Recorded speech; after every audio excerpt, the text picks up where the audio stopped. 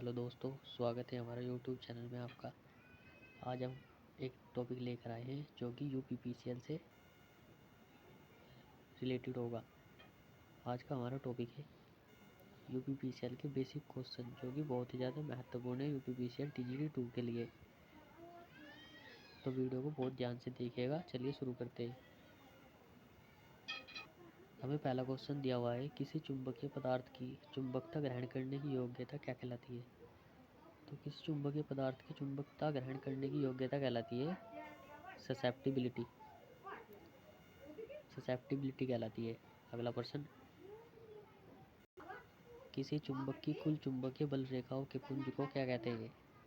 किसी चुंबक की कुल चुंबकीय बल रेखाओं के पुंज को चुंबकीय फ्लक्स कहते हैं। अगला प्रश्न, किसी चुंबक के लिए चुंबकीय क्षेत्र पैदा करने वाला बल क्या कहलाता है। तो ये कहलाता है हमारा MFF। अगला प्रश्न, सबसे छोटा नंबर साइज ड्रिल क्या होता है। तो ड्रिल में सबसे छोटा नंबर साइज होता है 0.343 mm। अगला प्रश्न, स्टील में कार्बन की मात्रा बढ़ाने से क्या होता है। स्टील में कार्बन की मात्रा बढ़ाने से स्टील का गलनांक कम हो जाता है। अगला प्रश्न, डीसी वेल्डिंग में आर्क बनाने के लिए कम से कम कितने वोल्ट चाहिए। तो कम से कम उसमें 40 वोल्ट चाहिए। अगला प्रश्न, एसी आर्क वेल्डिंग की दक्षता कितनी होती है। तो एसी आर्क वेल्डिंग की दक्षता होती है 85%। अगला प्रश्न, डीसी वेल्डिंग की दक्षता कितनी होती है। तो ये होती है 65%। अगला प्रश्न, आर्क वेल्डिंग में इलेक्ट्रोड का व्यास कितना होता है। तो आर्क वेल्डिंग में इलेक्ट्रोड का व्यास होता है 10 mm से कम। अगला प्रश्न, हाइड्रोजन और कोयल गैस सिलेंडर का रंग कैसा होता है। तो हाइड्रोजन और कोयल गैस सिलेंडर का रंग होता है लाल रंग। अगला प्रश्न, आर्गन गैस सिलेंडर का रंग कैसा होता है। तो ये होता है नीला रंग। अगला प्रश्न, हाइड्रोजन गैस सिलेंडर का रंग कैसा होता है। तो ये होता है भूरा रंग। अगला प्रश्न, लाल, हरा और नीला कौन से रंग होते हैं। तो ये होते हैं प्राथमिक रंग। अगला प्रश्न, रंग में थिनर का प्रयोग किस लिए किया जाता है। रंग में थिनर का प्रयोग रंग को पतला बनाने के लिए किया जाता है। अगला प्रश्न, लाल, पीला और नारंगी रंग किस रंगों की श्रेणी में आते हैं। तो ये आते हैं गर्म रंग की श्रेणी में।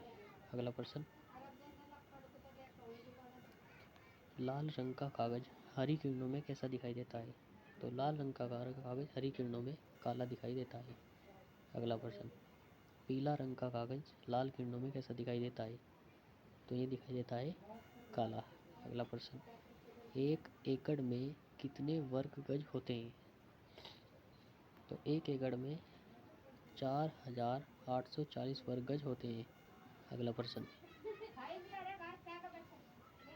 रेडियो तरंगों का अंतरिक्ष में फैलना क्या कहलाता है। रेडियो तरंगों का अंतरिक्ष में फैलना कहलाता है संचरण। अगला प्रश्न, रेडियो तरंगों को परावर्तित करने वाली परत कौन सी है। तो रेडियो तरंगों को परावर्तित करने वाली तरंग है आयन मंडल। अगला प्रश्न, जनरेटर जो रोटर को डीसी सप्लाई देता है उसे क्या कहते हैं।